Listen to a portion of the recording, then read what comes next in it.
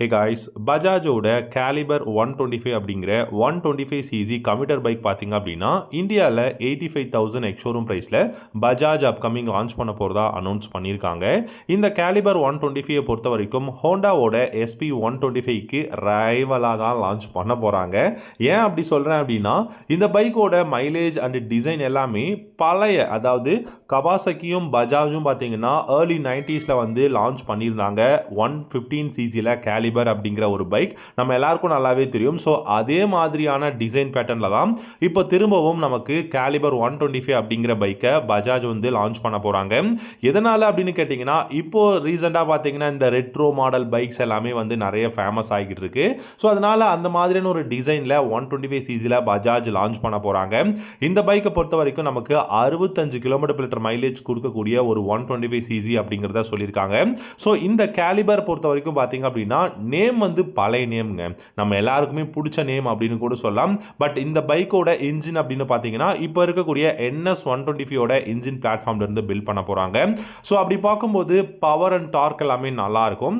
Initial pickup வந்து கண்டிப்பாக பெஸ்ட்டாக இருக்கும். இந்த பைக் முழுக்க முழுக்க மைலேஜ் ஓரியன்ட், நம்ம வந்து சிட்டியில் தான் ரைட் பண்ண போகிறோம் அப்படிங்கும்போது டெஃபினட்டாக அந்த அளவுக்கு பர்ஃபார்மன்ஸ் இந்த பைக்கால் வந்து கொடுக்க முடியும். என்னை பொறுத்த வரைக்கும் கிட்டத்தட்ட ஒரு 11 ஹார்ஸ் பவரும் 10.8 நியூட்டன் டார்க்கும் இருந்தால் இந்த பைக்குக்கு வந்து மோர் தென் இனஃப் அப்படின்னு நான் நினைக்கிறேன். அண்ட் இந்த பைக்கோட டிசைன் எல்லாமே பார்த்தீங்க அப்படின்னா இப்போ லேட்டஸ்ட் டிசைனாக வந்து பார்த்தீங்க அப்படின்னா ப்ரொடியூஸ் பண்ண போகிறாங்க.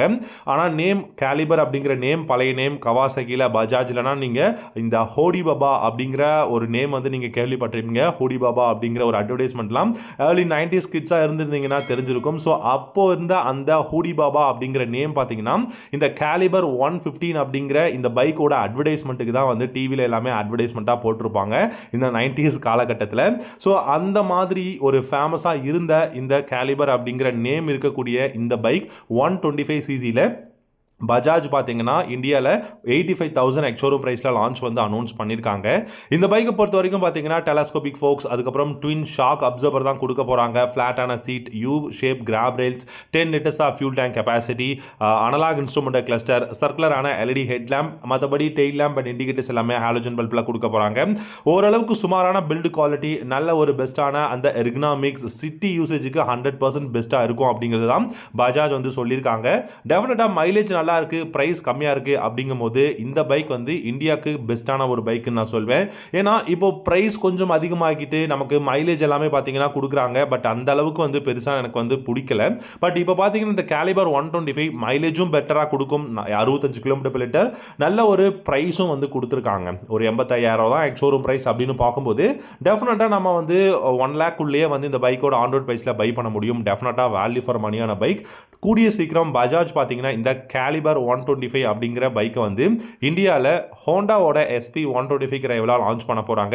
உங்களுடைய தாட்ஸ் அண்ட் கமெண்ட்ஸ் எதுவாக இருந்தாலும் வீடியோவோட காமெண்ட் செக்ஷனில் காமெண்ட் பண்ணுங்கள். இந்த வீடியோ பிடிச்சிருந்தால் லைக் பண்ணிக்கோங்க. தேங்க்யூ ஸோ மச் ஃபார் வாட்சிங். அடுத்த வீடியோவில் பார்க்கலாம். Have a good